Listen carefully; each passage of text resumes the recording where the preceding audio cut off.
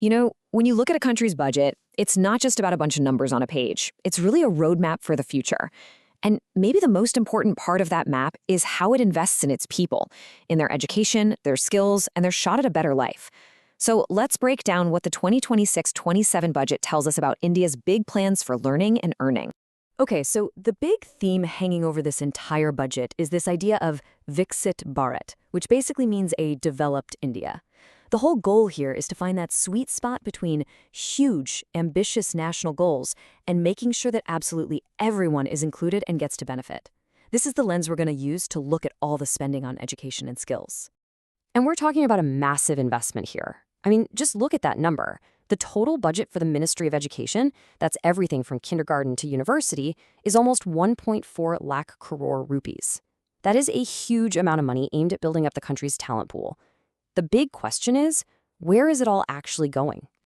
All right, let's dive into part one, funding our foundations. We're going to start at the very beginning, with the bedrock of the whole system, school education. Because really, this is where it all starts.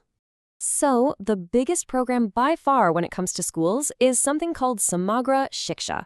The name literally means holistic education, and you can think of it as the main engine driving improvements for schools all over India. And when I say biggest, I mean it. Just look at that. 42,100 crore rupees. That's all going to this one scheme. If you want to know what the government's #1 priority for schools is, well, this number pretty much tells you the whole story. So what's the big idea behind this? Well, it used to be that you had different programs for primary school, another for secondary school, another for teacher training. It was all fragmented. Samagra Shiksha just pulls all of that together into one single holistic program. The goal is to see a child's education as one smooth journey, all the way from preschool right through to their final exams. Okay, so that's the big, broad funding.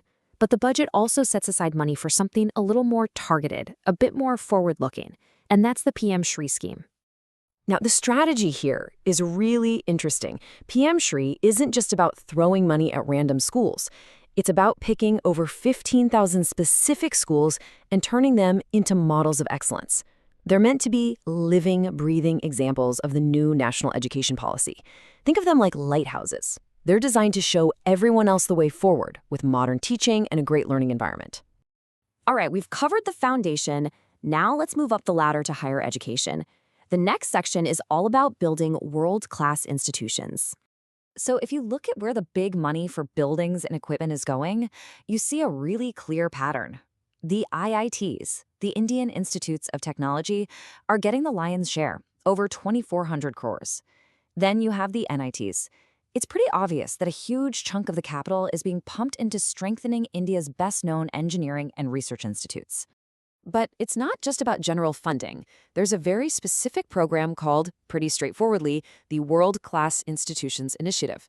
And yeah, its goal is exactly what you think it is, to help India's top universities climb those global rankings. And you can see they're really serious about it. Just look at the funding. It's jumped from 350 crores last year to 644 crores this year. That's nearly double in just 12 months.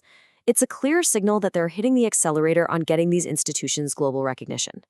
Okay, so we've got strong schools and world-class universities, but what's it all for? Well, the budget makes it very clear that it's about connecting learning to earning. So let's get into how they plan to build that bridge from the classroom to a career. The whole idea is to create a clear path to a job.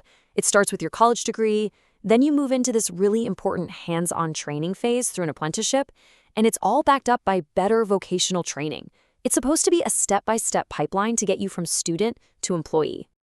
And that middle step, the hands-on part, is mainly handled by a program called NATS, the National Apprenticeship Training Scheme. Its entire purpose is to get students out of the classroom and into a real workplace to get that crucial on-the-job experience. And they're not thinking small. The goal for this coming year is to get 6 lakh students into these apprenticeships. That's a huge number. We're talking about a massive effort to turn textbook knowledge into practical, real-world skills. And to back all this up, there's another piece to the puzzle called PM-SETU. This one focuses on modernizing 1,000 of the Industrial Training Institutes, or ITIs. And the key word there is modernizing. The whole point is to make sure these institutes are teaching the skills that companies are actually looking for right now, not what they needed 10 years ago.